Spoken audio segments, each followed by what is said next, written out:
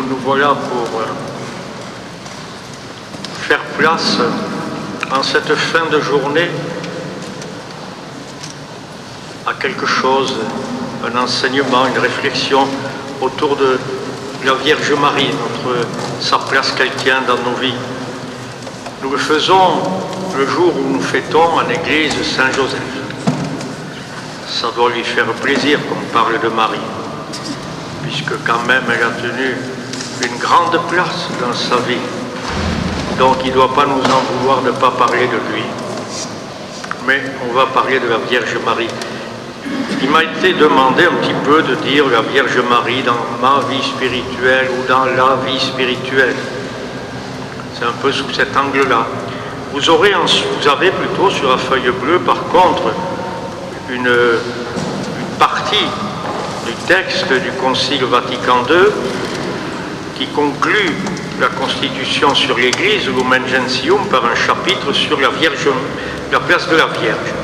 Et là, vous avez une approche plus théologique, on va dire, avec ce que, dans le cours des siècles, l'Église a réfléchi pour décrire, dessiner la place de la Vierge Marie dans la pensée des chrétiens, dans sa relation avec Jésus, dans sa relation avec nous, dans son rôle dans la vie chrétienne. Moi, la manière dont je vais faire va être davantage, je pense, concrète que abstraite. Il m'a été demandé la place de la Vierge Marie dans ma vie spirituelle. Ben, vous voyez, si je sortais ce que j'ai là, c'est-à-dire la médaille de mon baptême, c'est-à-dire 3 jours après ma naissance, c'est la Vierge Marie. Et le soir, je quitte cette médaille en l'embrassant, et le matin, je la remets en l'embrassant à nouveau. Et cela depuis bien des années, comme vous pouvez le voir. Pour dire que, de par mes parents et de par la vie familiale et la foi en famille, la Vierge Marie a toujours eu une place importante dans la prière familiale. Tous les soirs, on terminait par les chants de l'époque. Peut-être vous les connaissez, parce que des fois on reprend ce qui a été chanté il y a bien longtemps, et puis on revient. Chez nous, c'était « Chez nous, soyez reine ». Et nous chantions « Chez nous, soyez reine ». Et puis on marquait le mois de Marie, on marquait le mois d'octobre, qui était le mois du rosaire. Et puis comme j'habite à peu près à 200 km de Lourdes, nous partions régulièrement, c'est-à-dire au moins une fois par an. La régularité, elle peut être annuelle. Donc au moins une fois par an, nous partions en famille à Lourdes, passer la journée, passer très tôt le matin, on rentrait très tard, on faisait tout ce qu'on fait quand on va à Lourdes.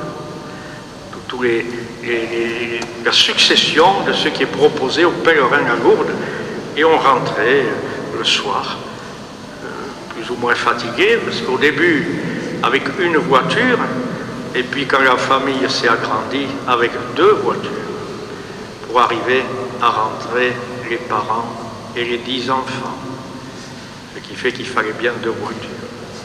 Mais la Vierge Marie, du coup, a pris ce visage d'une prière familière avec elle, d'une prière habituelle, d'une présence habituelle, plus quelques petits sanctuaires locaux dans le diocèse d'Albi, d'où je suis originaire, Notre-Dame de Grâce, tout près de chez moi, Notre-Dame du Pêche. Alors là, c'était vraiment chez moi à Lavore, où vivait à l'époque un grand prédicateur, le Père Marie-Antoine, qui a initié, était né à Lavore, qui a initié les grands pèlerinages de Lourdes, en fait, la forme des pèlerinages.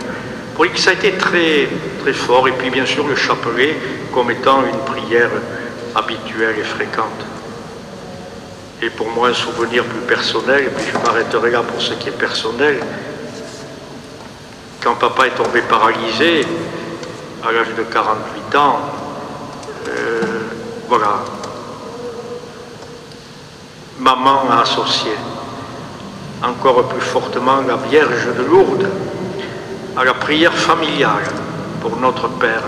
Et après, avec lui paralysé pendant 5 ans, on a continué à aller à Lourdes et à vivre cette présence maternelle de Marie dans notre vie chrétienne qui accompagne les joies et les peines, comme une mère.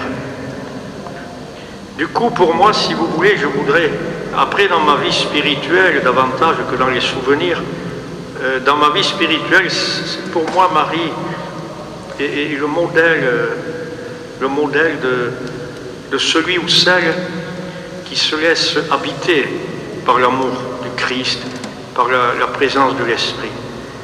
Et c'est ça que je voudrais partager avec vous et vous le montrer, vous le partager à partir de l'Évangile, bien sûr, puisque c'est par l'Évangile que nous la connaissons, comment le peu qui est dit de Marie, parce qu'en fait, il n'y a pas beaucoup de choses qui nous est dit de Marie. Il y a ce qu'on appelle les évangiles de l'enfance. On vient d'entendre l'Annonciation, après il y a la Visitation, puis il y a la Nativité, puis il y a Jésus présenté au temple, et après Marie. La vie publique de Jésus commence.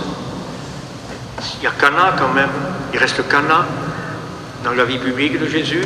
Il reste un ou deux moments où on nous dit que Marie était là, et puis il reste le moment de la croix, et enfin la Pentecôte avec l'Église naissante, où elle est là, priant avec les apôtres au Cénacle. Sa présence est discrète, mais j'allais dire, voilà, la présence de Marie est une présence discrète. La présence de Marie est une présence de la mère qui est là, qui accompagne, qui vit avec, qui fait le quotidien. Le plus long où elle a été avec Jésus, c'est les 30 ans à Nazareth.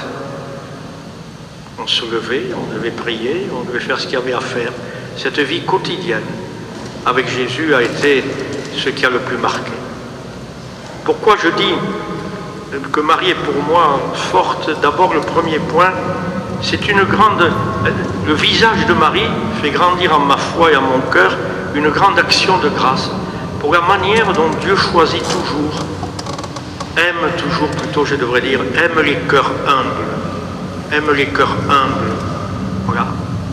Ce qui a...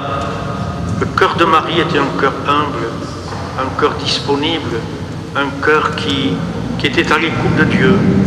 Et cette humilité de cette jeune fille de Nazareth, d'un village un petit peu retiré, c'était pas de Nazareth, mais c'était pas Jérusalem. Voilà, quelqu'un de caché. On le revoit après, ce goût que Marie a de visiter dans les apparitions des personnes toujours humbles, toujours petites, toujours à la vie ordinaire. Bien sûr Bernadette, mais c'est pareil à Notre-Dame-du-Lot, c'est pareil à la Salette, c'est pareil partout. C'est pareil à Notre-Dame de Guadalupe, au Mexique, etc. C'est des petits, des petits. Dieu se plaît avec les cœurs humbles et petits. Dieu, voilà, a du goût à se faire reconnaître comme le tout aimant, à celui qui ouvre son cœur à cette manière-là. Ensuite, si oui, le fruit de l'esprit en nos cœurs, on l'avait partagé avec ceux qui étaient déjà là il y a 2 ans peut-être, ça se traduit pour nous dans nos vies spirituelles par les 3 grands dynamismes de notre vie spirituelle qu'on appelle la foi, l'espérance et la charité. Et je voudrais vous proposer de relire les textes sur Marie avec cet éclairage-là. Ce qui est beau dans Marie, ce qui nous parle dans Marie d'abord, c'est le dynamisme de sa foi, le dynamisme de sa confiance. En elle, d'une manière étonnante et sûrement privilégiée, le doute ne l'a jamais vaincu, le doute ne l'a jamais dominé. On voit dans ce récit de l'Annonciation comment Marie, qui avait fait son projet de vie, voilà, elle était dans un choix de se donner tout entière au Seigneur, et puis l'ange vient. Elle passe par ce moment de crainte, et puis l'ange lui propose cette étonnante chose de donner naissance au Sauveur. Comment cela va-t-il se faire? Tout est possible à Dieu, et bien que sa volonté soit faite. Voilà, voilà Marie. Ça perturbe ce qu'elle avait vu, ça vient de Dieu. Et si ça vient de Dieu, que les choses se fassent selon la parole de Dieu. Je suis la servante du Seigneur, qu'il me soit fait selon ta parole. Et ça, c'est une constante dans la vie de Marie, où la foi, la confiance vont l'emporter toujours. Et bien évidemment, ça culmine au moment de la croix. Au moment de la croix où ce qu'elle voit et ce qu'elle croit ont sûrement eu un peu de mal à se joindre. Tu enfanteras celui qui sauvera les hommes. Tu enfanteras celui qui sauvera, qui sera le sauveur. Et il est sur la croix, en train de mourir, mis à mort, et elle est là, au pied de la croix. Et sûrement sa foi a traversé aussi cette épreuve. J'y reviendrai dans un instant. Et puis il y a la charité dans la vie de Marie. La charité qui nous est montrée de 3 ou 4 façons. Je vous dis, il y a peu de textes sur Marie, mais presque tous relèvent de la charité. Le tout premier, après l'Annonciation, c'est d'aller visiter Élisabeth, sa cousine, dont elle vient d'apprendre qu'elle était enceinte de 6 mois, et elle part. Elle part pour aider cette cousine âgée pendant ce temps de cette fin de sa grossesse, et puis pour partager cette joie, celle de sa cousine, et peut-être aussi lui partager la sienne de ce qui était en train de lui arriver. Et voilà, la visitation. On la voit ensuite à Cana, vous vous rappelez ce texte où d'elle-même elle remarque que le vin va manquer et que la fête risque d'être gâchée. Alors elle va vers Jésus et dit, voilà, ils n'ont plus de vin. Ils n'ont plus de vin. Et puis on voit cette charité de Marie qui accompagne les disciples jusqu'au bout. Elle est alors au pied de la croix, il n'y a guère plus que Jean. Mais après, elle reste avec eux au Cénacle. Et puis elle continue jusqu'à Pentecôte à être au milieu d'eux. Les textes nous disent, au début des Actes des Apôtres, et Marie était avec eux. Et Marie était avec eux. Cette force intérieure de la foi qui se donne à voir dans la charité. Nous ne montrons jamais mieux notre foi que quand nous sommes charitables. Notre foi n'est jamais si belle que quand elle porte des fruits d'amour, des fruits de délicatesse, des fruits d'attention, des fruits de service et de proximité. Après, je m'arrête à l'espérance. Comment le dynamisme de l'espérance habite la vie de Marie, du début jusqu'à la fin et au-delà. Et l'espérance, c'est l'espérance que ce que dit Dieu, il le fait. Voilà ce qu'est l'espérance de Marie. Ce que dit Dieu, il le fait. Et c'est sa fameuse phrase, faites tout ce qu'il vous dira. Faites tout ce qu'il vous dira. Parce que ce que dit Dieu, il le fait, il l'accomplit. Et ce dynamisme de l'espérance a porté Marie, et l'a porté jusque dans cette perception que les apôtres avaient du mal à comprendre, que quand Jésus parlait de sa mort, de son arrestation et de sa mort, et puis de sa résurrection, il nous est dit, mais les disciples ne comprenaient pas ce que ça voulait dire. Et on se sent bien, on peut sentir bien en tout cas que sa présence au pied de la croix, debout, sa présence au pied de la croix, debout, est remplie d'espérance. Et puis que ce temps de prière après les apparitions et jusqu'au jour de Pentecôte, elle est animée par cette espérance. Que ce que dit Dieu, il va le faire, et il le fait. Et que ce Jésus ressuscité va bien l'envoyer cet esprit qu'il a promis, et qu'il va redresser, qu'il va initier, qu'il va soulever ce qui aujourd'hui est dans la peur et est arrêté. Et elle est mue par cette espérance qu'un jour, elle aussi, elle va être cette fille de Dieu en Dieu, le gardant, le portant, étant dans ses bras, étant en lui à sa place, cette place préparée pour elle. Voilà, ça c'est, si vous voulez, c'est le dynamisme chrétien, nous le retrouvons dans la Vierge Marie.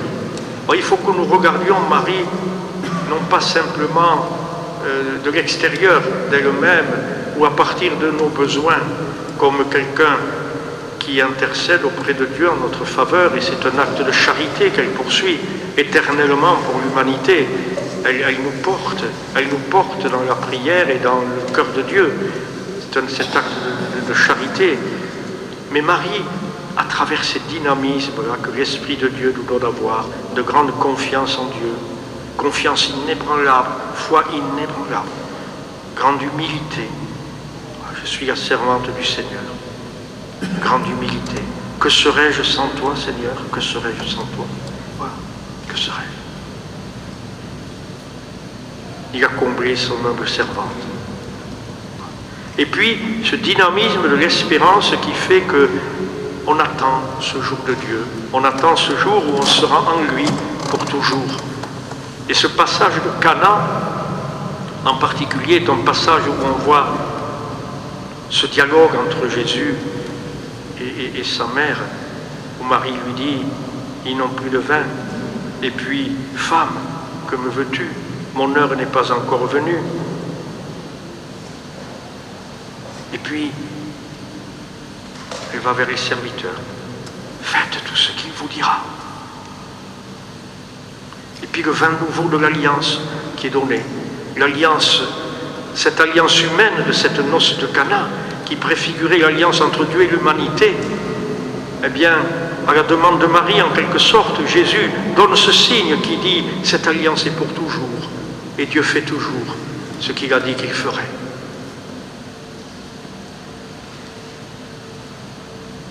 Je voulais ajouter un autre aspect de Marie, qui pour moi est très important dans ma vie tout court. Plusieurs fois, la manière dont on parle de Marie dans la parole de Dieu, vous le remarquerez, c'était simplement de dire « Et Marie était là. » Et Marie était là. Il y eut des noces à Cana en Galilée. Jésus fut invité avec ses disciples et Marie était là. Au pied de la croix, et Marie était là. Ce « et Marie était là » revient d'une manière profonde, d'une manière qui n'est pas rien que descriptive. Ça veut dire d'une part que Marie dans sa vie a toujours été là. A toujours été là quand il fallait être là. Alors on peut dire quand Jésus en avait besoin, elle était là. Quand ses disciples en avaient besoin, elle était là. Quand les autres ont eu besoin, elle était là. Quand elle était là, elle était toujours là pour les autres. Elle était toujours là parce que sa présence était importante pour les autres et elle était toute tournée, toute donnée, toute... Et je trouve que c'est très fort, ça, vous voyez. Je trouve qu'une de nos plus grandes déceptions dans la vie, c'est quand quelqu'un sur qui on comptait n'était pas là quand il fallait être là. Et qu'une des premières choses, c'est d'être là. C'est pas tant de parler, de faire des discours. Marie ne fait pas de discours. Elle est là. Être là. Et c'est ça la force aussi, si vous voulez, du lien spirituel avec Marie, de penser qu'elle est là. Elle est là. De toujours, elle a été une présence. Une présence. Voilà. Je trouve que ça, c'est très fort pour nous, dans nos vies chrétiennes. Alors, suivant nos âges, on va le vivre différemment, cette manière d'être là. Mais qu'est-ce que c'est important d'être là? Qu'est-ce que c'est important? Elle était là. Ça, c'est... En tout cas, moi, ça me nourrit dans ma vie concrète. Ça m'interpelle pour la conversion, pour me convertir. Est-ce que je suis là quand on attend que je sois là? Et est-ce que le coup de téléphone qu'il faut donner, la visite qu'il faut faire, l'attention à l'autre, être là, être là, être là. Ça, c'est très, très fort dans la manière dont Marie nous est montrée.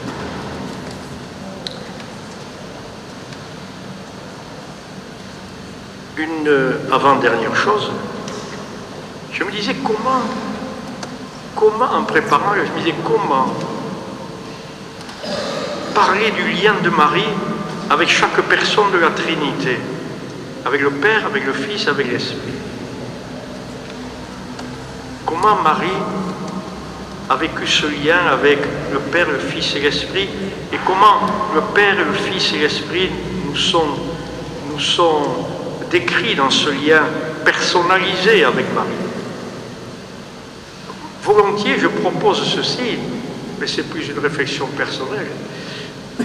Par rapport au Père, je dirais choisi par le Père. Elle a été choisie par le Père. Voilà. Le Père a posé son regard sur elle et l'a choisie pour qu'elle soit la mère du Fils bien-aimé. Un lien d'élection, un lien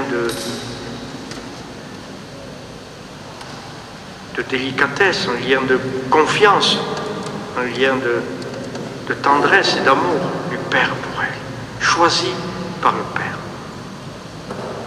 Pour le Fils, paradoxalement, me sont venus plusieurs mots, et puis je me suis arrêté à un qui ne m'était pas venu au début, c'est de dire que par rapport au Fils, elle a été louée par son Fils. Le Fils lui a rendu grâce. Le Fils lui a rendu grâce. Et il lui a rendu grâce, non pas d'abord parce qu'elle l'avait porté en son sein, mais à cause de sa foi. Vous vous rappelez ce passage dans l'Évangile où une femme dit à Jésus, « Heureuse, celle qui t'a porté dans ses entrailles. » Et Jésus répond, « Bien plus heureux encore, celui qui fait la volonté de mon Père qui est aux cieux. » Et on comprend qu'il parlait de sa mère. Il parlait de sa mère. Ce qui fait aux yeux de Jésus la grandeur de sa mère, ce pourquoi il l'a louée, c'est qu'elle a été une femme de foi, une femme de confiance, une femme de relation avec son Père. Et enfin, pour l'Esprit Saint, forcément, je dirais, j'ai gardé le mot fécondé. Fécondé par l'Esprit Saint. C'est-à-dire que l'Esprit Saint a fécondé en elle la présence de Jésus, auquel elle a donné la vie, mais également l'Esprit Saint a fécondé en elle la foi. L'Esprit Saint a fécondé en elle de croire. L'Esprit Saint l'a faite passer peu à peu, l'a conduite pas à pas vers la découverte du mystère du Christ, la découverte du plan de salut, la découverte du projet de Dieu pour les hommes. Et il l'a enfanté à la foi.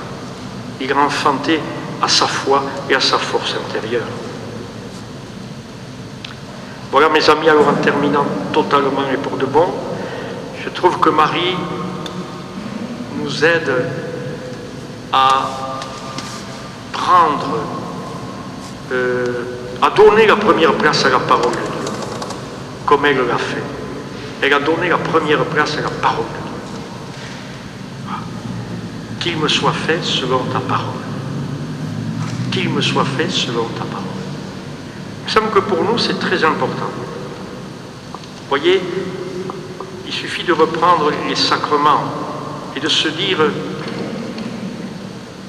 que ce que dit Dieu, il le fait. Il nous a été dit au baptême, tu es fils de Dieu, tu es fille de Dieu, tu es sauvé par le Père, le Fils et l'Esprit. Et toute sa vie, et jusqu'au dernier souffle, croire cela, que je suis fils, que je suis fille de Dieu, que je suis entre ses mains et que c'est lui le Sauveur, et le croire. Voilà. Croire que ce qui nous est dit dans le sacrement du pardon, la miséricorde de Dieu à mon égard, ce qui est dit à la confirmation, que l'Esprit soit pour toi force et lumière. Il vient demeurer en toi parce que Dieu veut habiter ton cœur. Ce qui nous est dit à l'Eucharistie, il a fait don de sa vie pour toi, fais don de ta vie pour tes frères et pour Dieu. Sacrement du mariage. Voilà. Ce que Dieu a uni, que l'homme ne le sépare pas. Et cette puissance de l'amour de Dieu, de la force de Dieu qui permet que notre parole aussi, appuyée sur la sienne, puisse durer, puisse tenir, parce qu'elle ne repose pas que sur nous, mais sur lui. Et que pour lui, il apporte cette fidélité. Et puis pour nous, les prêtres, quand il nous a été dit, en nous imposant les mains, voilà, tu es prêtre, à l'image du Christ, à la suite du Christ, pour tes frères, pour tes frères. Voilà. Conduis-les, serre-les, marche avec eux, sois témoin de mon action au milieu d'eux, partage la parole, rends le pain de l'Eucharistie et celui de la parole. Voilà. Et puis au dernier moment, quand, au cours d'une maladie, au terme de la vie, avec le sacrement des malades, nous est redit, il ne te laisse pas seul, il ne te laisse pas seul. Voyez, croire cette parole, toutes ces paroles qui nous ont été dites, à la manière de Marie, croire qu'elles se réalisent, parce que Dieu fait ce qu'il dit. Voilà.